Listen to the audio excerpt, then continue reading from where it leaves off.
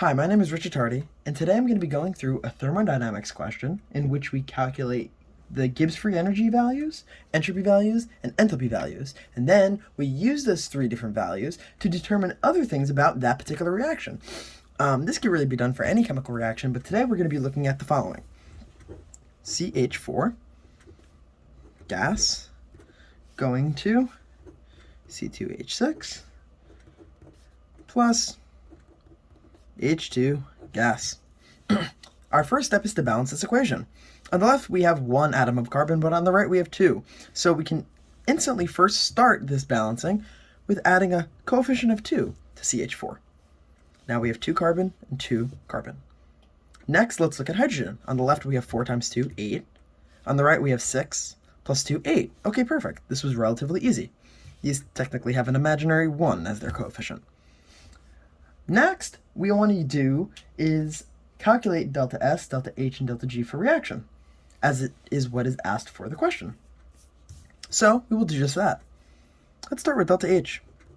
Delta H of reaction is equal to the summation of all of the respective enthalpy values for the products summated minus the reactants. What is that going to look like?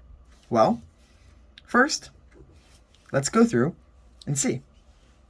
Our value of delta H for C2H6 is minus 84.68. And please do note that all my values of delta H, delta S, and delta G for all of these respective molecules are given.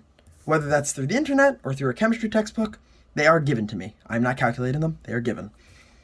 Minus 84.68 plus, again, the summation of all the products. For H2, it's 0.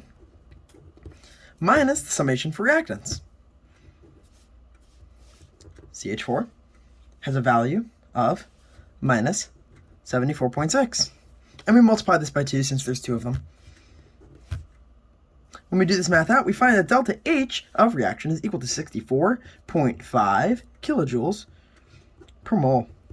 Now we're going to do the exact same thing. It's the same process for delta G and delta S. So we'll do just that.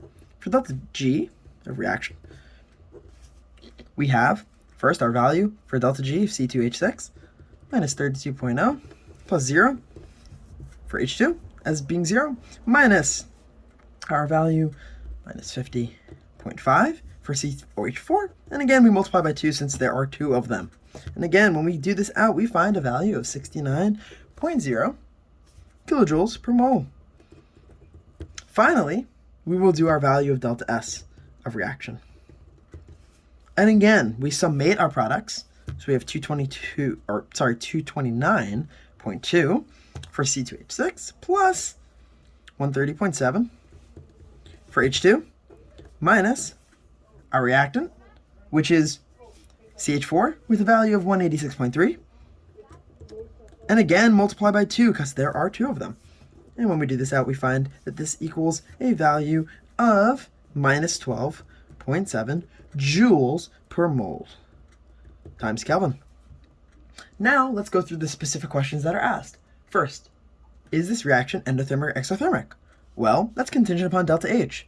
Delta H in this case is greater than 0, thus is endothermic. If it was less than 0, it would have been exothermic. So, delta H of reaction is greater than 0 because 64.5 is clearly greater than 0. Therefore, we can conclude that the reaction is, in fact, endothermic.